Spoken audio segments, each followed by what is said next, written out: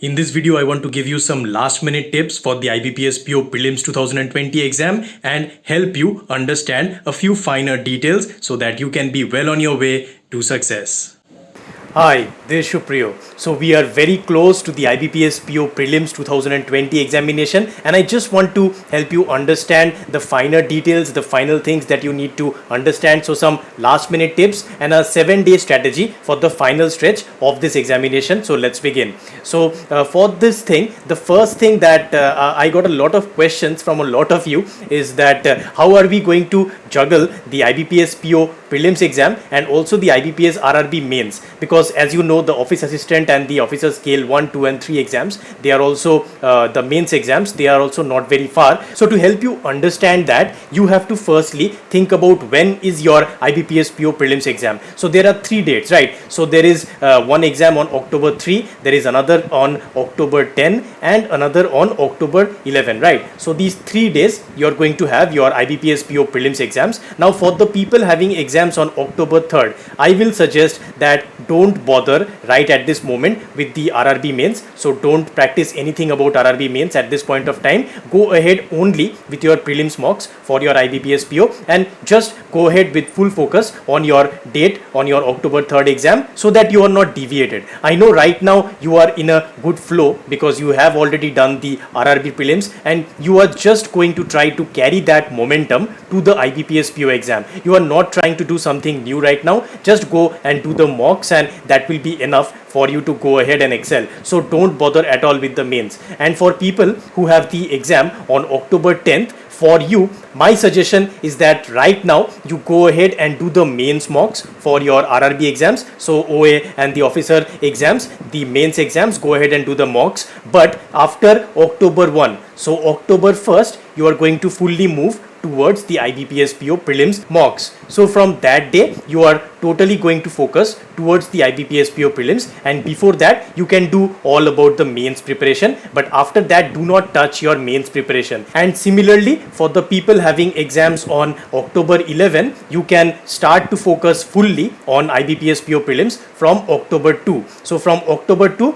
do not just do any mains preparation, just go for the prelims preparation. And I think if you follow it in this manner, what will happen is you are going to get into that grind. So it's very important that your brain understands which exam you are actually targeting. If you are doing everything at the same time, it is just not going to work. So ensure that you are doing it properly. And also remember that you have to tweak your practice sessions properly. So this is why I am telling you that you have to exclusively focus on the mains or on the prelims, because for the mains exam, your practice sessions, they can be around 3 to 4 hours. Okay, so in one stretch, sit for 3 to 4 hours for your practice sessions, but for your prelims you have to keep your practice sessions short. So keep it around 1 to 1.5 hours only. So this is only done for the prelim section, because in prelims you have to be very rapid. It is, as I always say, it's a 100-meter race, and the mains, it is more of a marathon. So you have to be focused for a long amount of time, and that is why it's important that in your practice sessions itself you are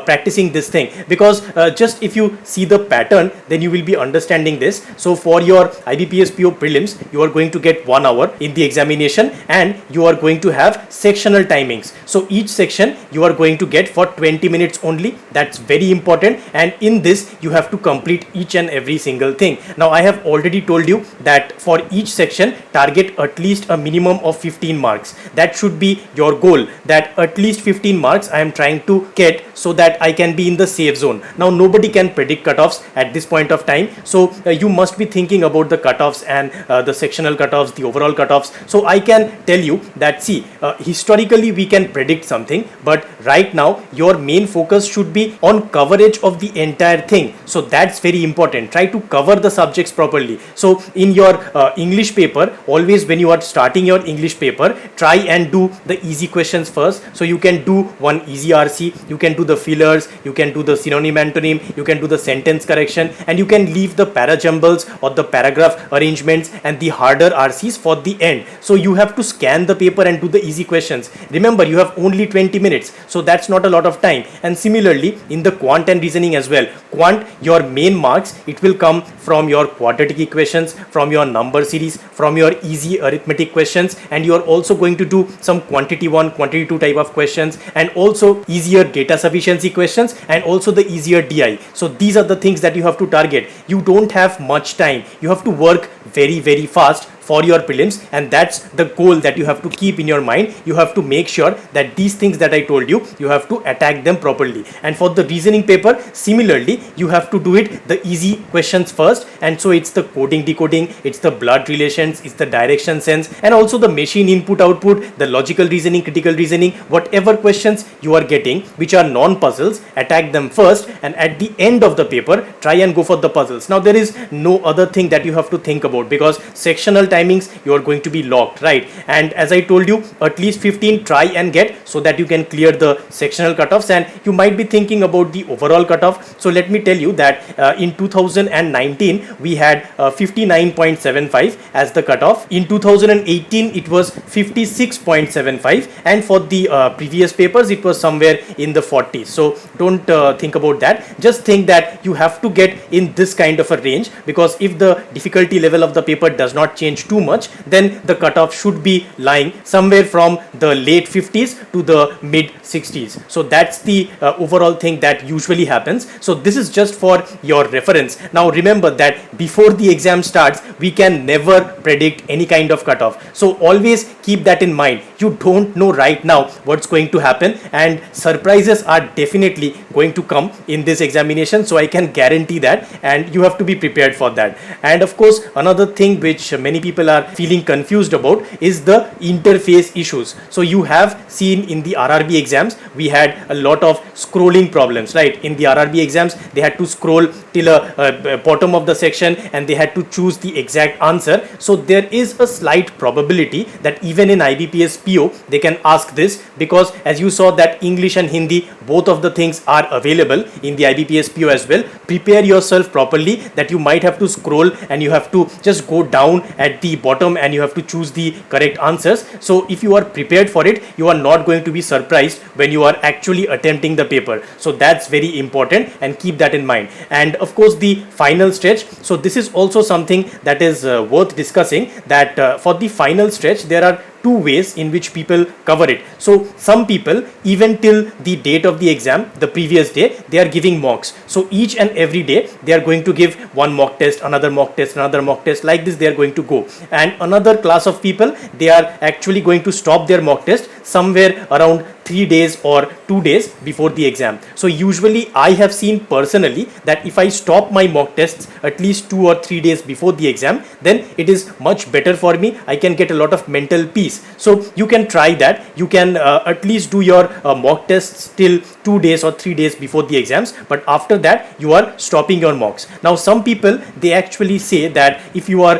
in the habit of mock tests, then it becomes easier for you because you are practiced and you are very conversant with the questions. But don't feel like that. You do not really need to do mocks to become conversant. So if you are actually not doing the mocks in the last 2 or 3 days, you can just simply solve some reasoning questions, some quant questions, some English questions. So just mix it up, and you can do it every day from all the 3 sections, and in this way you can just be prepared. And I have seen that this actually helps me a lot, and it helps me to perform well in the examination. And of course the cutoffs we have already talked about. And so finally, the final advice that I can give you, I just want to let you know that I have seen that I got the biggest value when I did not allow my ego to be in place. So you have to understand, you have to let go of your ego. So this means that if there is a question that you had actually easily done in your mock tests and you are not able to do, don't take it on your ego that I have to solve this question. So I have seen that if you are using the mark for review button,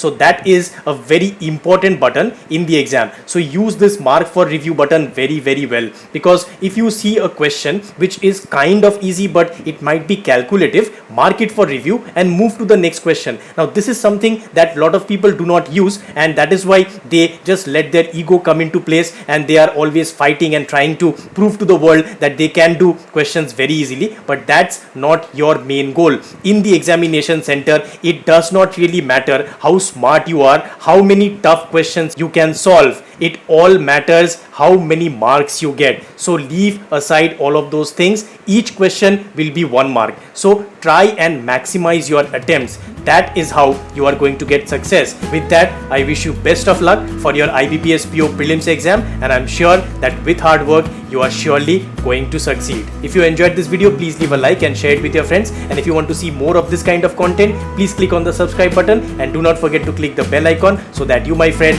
do not miss any future update. I'll see you in the next video. Bye bye.